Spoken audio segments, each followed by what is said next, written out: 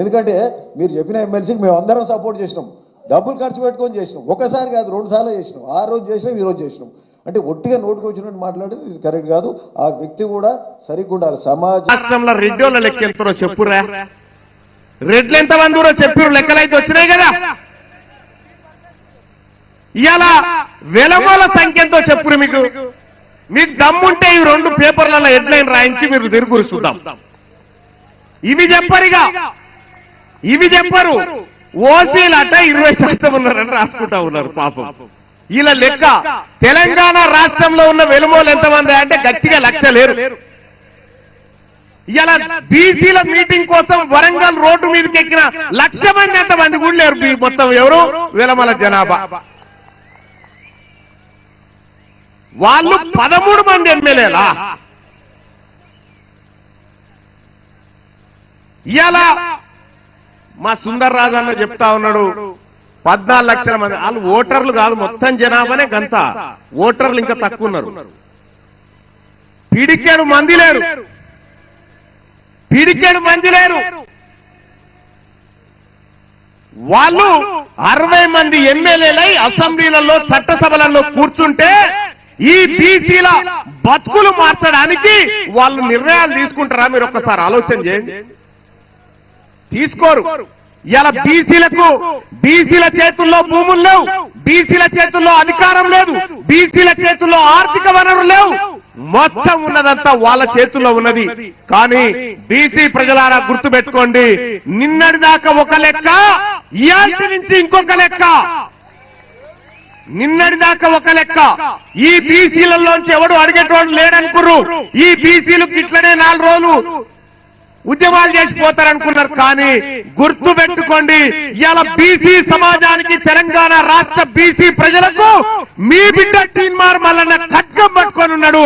ఒక్క అనా పైసా పోయినా ఊరుకునేటువంటి ప్రసక్తే లేదు. చూడలే మొన్న చట్టసభలో చూడలే, నేను అధికార పార్టీలో ఉండి కూడా మొన్న ఇప్పుడే చెప్పిన 1,20,000 కోట్ల రూపాయలు మనం జమ చేస్తున్నామని. నేను పోయి మొన్న మండల్లో మాట్లాడినా, ఎంత ఇస్తున్నారా బడ్జెట్ల బీసీల కంటే 9,000 కోట్లు. 1,20,000 కోట్లు తీసుకొని 9,000 కోట్ల రూపాయలు మనకిస్తారట. అంటే ఎవరి సొమ్ముతో ఎవరు బతుకున్నానా? ఎవరి సొమ్ముతో ఎవరు బతుకుడు? మన కష్టంతో వాళ్ళు బతుకుంటే మనకు సేవ చేస్తున్నట్టు అని చెప్తా ఉన్నారు. నేను ఈ వరంగల్ వేదిక నుంచి చెప్తా ఉన్నా, మర్యాదగా బీసీల కుర్చీలు ఖాళీ చేయండి, మర్యాదగా బీసీల కుర్చీలు ఖాళీ చేయండి. మా బిడ్డలంతా తయారున్నారు ఈడ ఎక్కడానికి, కుర్చీలు ఎక్కడానికి మా బిడ్డలు తయారున్నారు. ఇలా సిద్ధమేనా? ఉన్నారా? మా బిడ్డలు ఇవాళ కుర్చీలు ఎక్కడానికి సిద్ధంగా ఉన్నారు. ఒక ఆయన పొద్దుగాల లైవ్ నడుస్తా ఉంటే ఒక ఆయన కామెంట్ పెట్టి నడుస్తున్నా. ఆయన పేరేందో ఉండే, నా ఫోన్ లో ఉండే.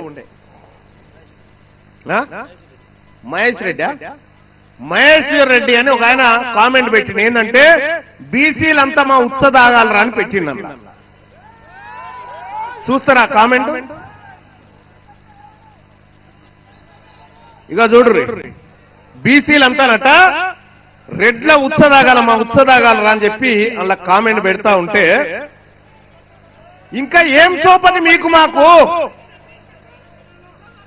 జరా ఈ కెమెరా ఏదైతే ఉందో ఇది జూమ్ చేయండి బాయ్స్.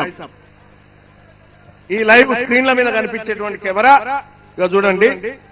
మహేష్ రెడ్డి అట బీసీలు ఎప్పుడు మా ఉత్సదాగాల్సిందే అని చెప్పి, బీసీల మట వాళ్ళ ఉత్సదాగన్నట. ఎవడు దాగితే ఇలా 1,20,00,000 రూపాయలు మా సొమ్ము, 1,20,000 కోట్ల రూపాయలు మా సొమ్ము మీరు దాగుకుంటా, మా బీసీల ఉత్స మీరు దాగుకుంటా మమ్మల్ని ఉత్స దాగమంటారా? దొంగ నా కొడుకులారా, మా సొమ్ము కదా ఇది, మా సొమ్ము దాగుకుంటా మమ్మల్ని. బీసీలకు ఇలా అధికారం మేమంటే ఒక ఆయన అంటాడు, మీరేమన్నా చేసుకోరు కానీ రాజకీయాలు